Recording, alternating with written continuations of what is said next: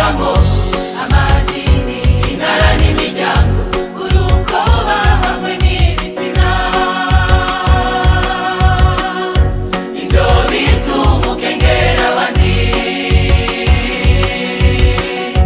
kuko utwawe n'amacakubiri. Nshuti hunga urupfu rwa kabiri, mbega Yesu uzomwishura iki? Ibitabo kurobanuramo amadini, intara n'imiryango, urukoba hamwe n'ibitsina. Ivyo bituma ukengera abandi, kuko utwawe n'amacakubiri. Nshuti hunga urupfu rwa kabiri,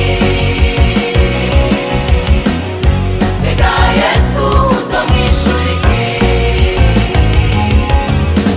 Yesu yabambwe ku musaraba kugira ngo ahuze amoko yose, yaje guhuza amahanga yose, yaje guhuza imitima yose, yaje kuduha ururimi rumwe, hindukira raba umusaraba wa Yesu.